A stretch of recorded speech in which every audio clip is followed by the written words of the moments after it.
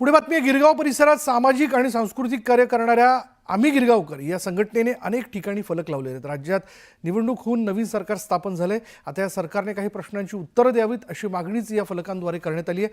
दरम्यान मराठी माणसांची गळचेपी कधी थांबवणार असा सवाल आम्ही गिरगावकरने केलेला आणि या संदर्भात आम्ही गिरगावकर संस्थेचे अध्यक्ष गौरव सागवेकर यांच्याशी या फलकासंदर्भात बातचीत केली आहे. आमच्या प्रतिनिधी स्नेहा जाधव यांनी.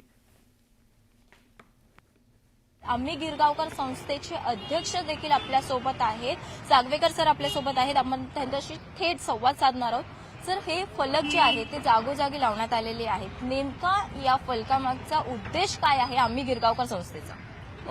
सगळे फलक दक्षिण मुंबईच्या प्रत्येक नाक्यानाक्यावर लावण्यात आलेले आहेत. हे जाणून बुजून लावलेले आहेत. कारण काय माहिती आहे का, आता वेळ निघत चालली आहे.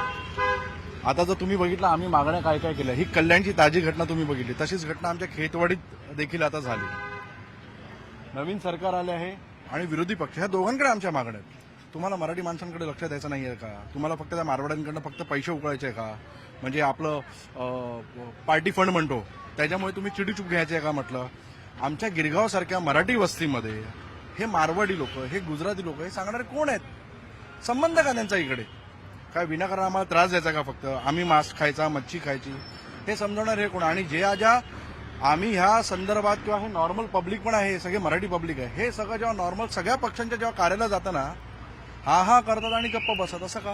ह्याच्यावरती कायदा का नाही होत आहे? येणार कोण, कुठून येऊन मारणार म्हटलं मराठी माणसं, ते पण आपल्या महाराष्ट्रामध्ये. म्हणून आम्ही एक तर अॅट्रॉसिटी सारखा कायदा करावा. दुसरी गोष्ट म्हणजे ह्याला संबंधित अजून एक गोष्ट म्हणजे आम्ही आमच्याच चाई ज्या डेव्हलप होतात आहेत तिकडे पुन्हा जास्त स्क्वेअर फूट घ्यायला गेलो किंवा मोठं घर घ्यायला गेलो ते आम्हाला सरळ नकार देतात. कोणत्या बेसिसवरती? म्हणजे आमच्या मुंबई, आमच्या मराठीमध्ये अजून एक घटना घडली, ती आम्हाला मांडायची राहिली, तुमच्या माध्यमातून मांडतो. ह्या गिरगावचं आणि या मलबारीचं महावीर नगर करायच्या प्लॅनमध्ये आता ही लोक म्हणजे कितपत चाललंय.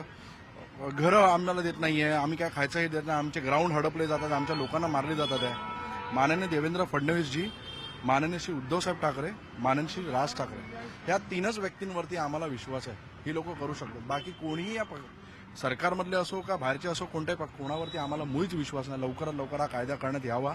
अन्यथा जे अनिल परबांनी विधान भवनमध्ये सांगितलं की ह्याच्या मागे कुठेतरी तुम्हाला दंगल घडवून आणायचे का, दंगल झालेली आमच्या हातून काहीतरी घडलं गेलं, ह्या लोकांवरती आम्ही जर गेलो तर जबाबदार सरकार राहील, हे तुम्ही ध्यानात ठेवा. व्हिडिओ जर्नलिस्ट सचिन कुबडेसह स्नेहा जाधव, न्यूज 18 लोकमत, गिरगाव.